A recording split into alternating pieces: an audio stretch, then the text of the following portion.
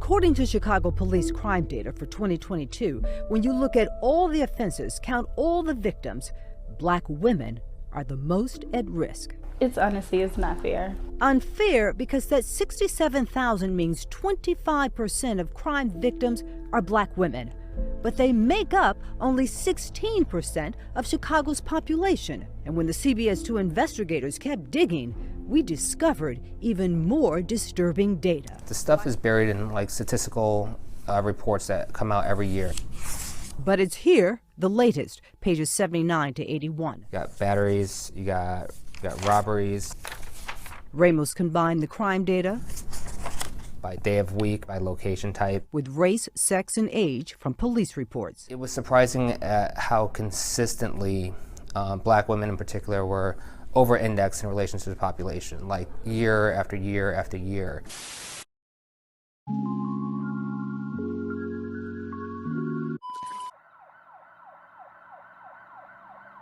In the aftermath of the pandemic, headlines of violence and chaos became a public concern. Victims' identities are rightfully protected from public view, but data about a person's race, sex, and age can tell a great deal more than monthly figures of violent crimes. In its first installment of Investigating Justice, CBS 2 investigators examined the contrasting impact crime has on Black women in Chicago. Through public records requests, CBS Chicago obtained police data containing the victim profiles for every reported incident in the city over the last 2 decades, accounting for more than 8 million victimizations, and one group consistently held the burden of crime: Black women. In 2022, there were more than 26,000 violent crimes and more than 212,000 nonviolent crimes in Chicago, ranging from shootings and robberies to retail and motor vehicle theft, affecting roughly 260,000 victims. About 67,000 people, or 25% of crime victims, were Black women, who make up only 16% of the city's population, accounting for 1 in 4 victimizations. The Walk for Her march is in memory of women, Black women, brown women, and girls who have vanished across our city. And those who showed up called on CPD to allocate more resources for search and awareness and solve their cases.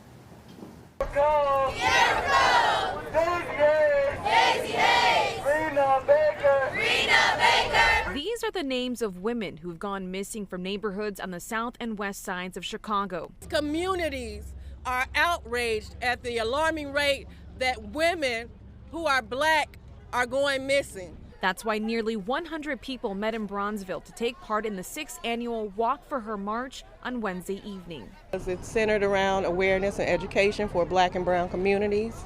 It serves as a voice for families and people who's been directly impacted. Teresa Smith knows that pain firsthand. Her mother, Daisy Hayes, disappeared in 2018.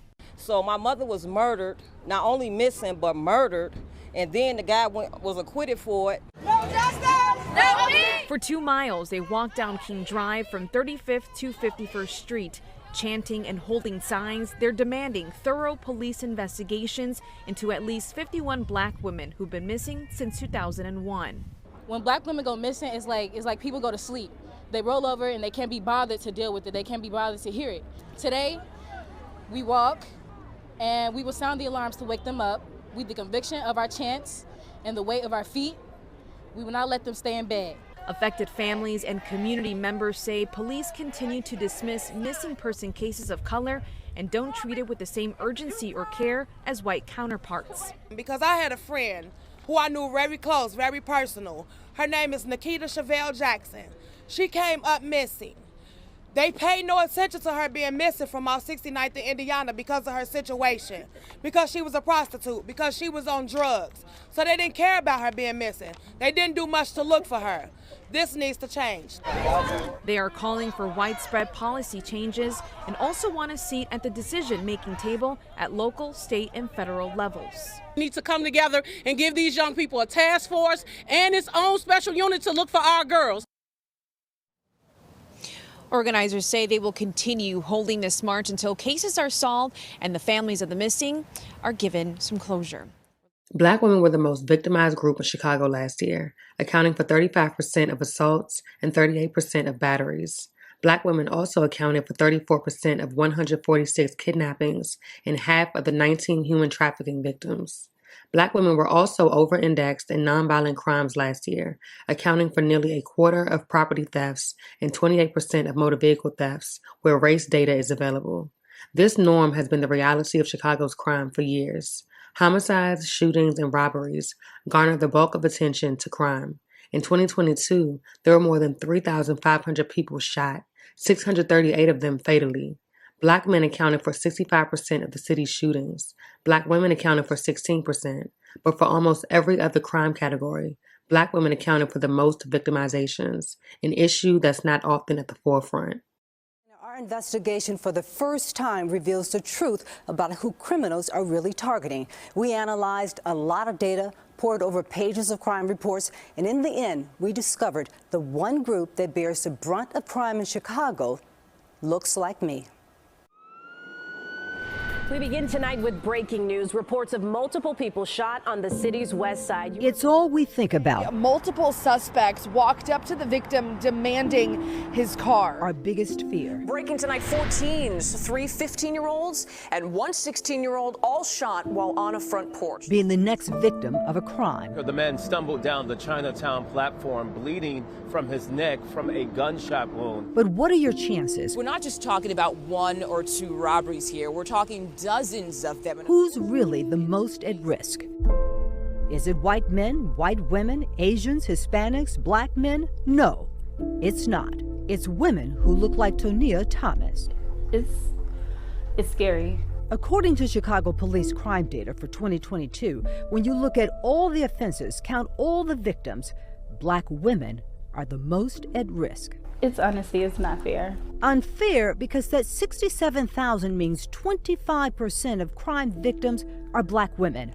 But they make up only 16% of Chicago's population. And when the CBS 2 investigators kept digging, we discovered even more disturbing data. Black women represented more than a third of kidnappings, 35% of assaults, 38% of batteries attacked and injured, 40% of rape victims. And let this sink in. Black women are 52% of human trafficking victims.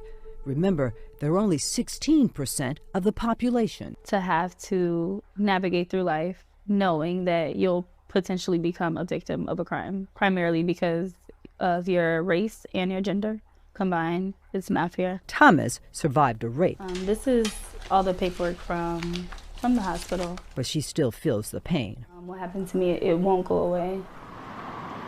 It happened here, this West Side apartment building, at a friend's party. I did have a couple of drinks, but nothing too crazy. Pictures of a happy, smiling Thomas were taken just minutes before she felt dizzy and went to the bathroom. The police report details the horrors of the criminal sexual assault. I remember being in the bathroom with the person who assaulted me, and I remember just trying to get out of the restroom, but I couldn't get out. The car was parked actually right there on the corner, right before the stop sign. Even when it comes to nonviolent crimes and reports where police record race, black women, I couldn't believe it, like Evelyn Sparks, are targets. Black women account for 24% of property thefts, arson 28%, car thefts 29%. Again, they're only 16% of the population. You could see it out the window. A 2019 Kia. I parked it there every day. But in less than 10 minutes, it was gone. Photos of a trashed Kia found by police an hour later. Somebody that takes something that you work so hard for, it just makes you feel very violated. Why are they targets? Because they're, if you want to call it, easy prey. Yes, yeah. Geneva Brown is a professor of criminology at DePaul University. We just had an unfortunate Officer Preston who was killed. She was on her way home at 1:40 in the morning, and she was a target of a robbery, disproportionately. Black women are working third shift jobs. Black women are in communities where there is a lack of a middle class, a lack of a economic foundation that would deter this type of behavior. Where they live, when they work, and listen to this, how they are perceived by criminals put a target on the backs of black women. You know that you're in a neighborhood where crime is the norm and not the exception. You're in a neighborhood where you know that the police are slow to respond. It creates that atmosphere where, unfortunately, you have people who feel empowered to become bolder or to continue to commit offenses until they're caught. Why does it always have to be me? When do I get a break? When can I have some peace? I hear those words quite often in the work that I do. Gabrielle Molden-Carwell works as a trauma therapist, helping Black women cope with their emotional pain. It's disheartening and it causes self-doubt because something must be wrong with me. She knows the trauma of sexual assault, not just because she treats survivors. I've seen it in my mom. She's lived with it. I've seen it in my grandmother on my mom's side. I've seen it for myself. And how old were you? I was 12. In the year 2000, when this photo of a carefree little girl posed for the camera, masking her torture. It went on for about 6 months or so. I was angry. I was heartbroken. It's very aggravating. Rage keeps me up at night a lot. How long have Black women been overrepresented? The CBS 2 investigators went searching for answers. We looked at every crime, every victim, not just 1 or 2 years, not 3 or 4. We went back 21 years. CBS 2 investigative data journalist Elliot Ramos crunched the numbers. The stuff is buried in like statistical reports that come out every year. But it's here, the latest, pages 79 to 81. You got batteries, you got robberies. Ramos combined the crime data by day of week, by location type, with race, sex, and age from police reports. It was surprising at how consistently Black women in particular were over-indexed in relation to the population, like year after year after year. The revelation? Black women have always suffered more than others. A surprising fact? I was 16 when all of that was going on. No one suffers more than young Black girls under 18. A perfect picture of a thriving high school junior at Little Village until she dated the wrong boyfriend. I remember like him grabbing my arm and he swung on me and hit me. He was very violent. He was very mentally abusive. All of that was very traumatic. From 2001 to 2022, for every white girl attacked and injured, there were 18 Black girls hurt. I decided like I wanted to take some pills. I no longer was getting the A and B's that I wanted. So if my grades began to drop, I felt very burdened. And so I no longer wanted to feel burdened. I feel like this is just as bad as the war on drugs, right? Like everything went shut down for that. But what about these crimes? But for Black women disproportionately targeted by crime, there is no special task force, no mayoral commission. We talk about big picture stuff, we talk about, hot topics, but Black female victimization is not a hot topic. And Brown adds, no public outcry to address the core causes. And I think that this is a conversation that needs to be had.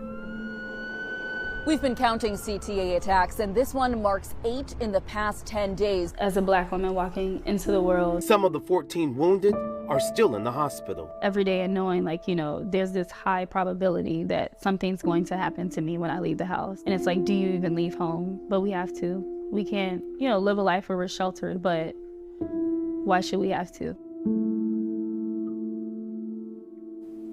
Here's the sad reality.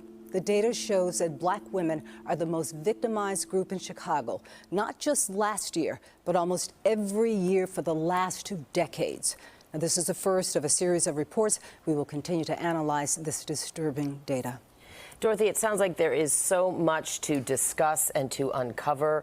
What might your next report include? I can tell you that we're going to take a look at where these crimes take place, the neighborhoods, and I think you're going to be surprised at what we show you. And there was also talk about how it's not a hot topic. There's no task force. Any discussion of forming one from, you know, what you're hearing? You know, the sad news is that we couldn't find one. And remember, you have to consider this. We're not just talking violent crimes. We're also talking nonviolent crimes. So when you take all of that into consideration and you pose the question, well, who's talking about it? Who's looking at it? Who's outraged? We can't find a task force group. We can't find anybody. If they're out there, we want to know. All right, Dorothy, thank you so much.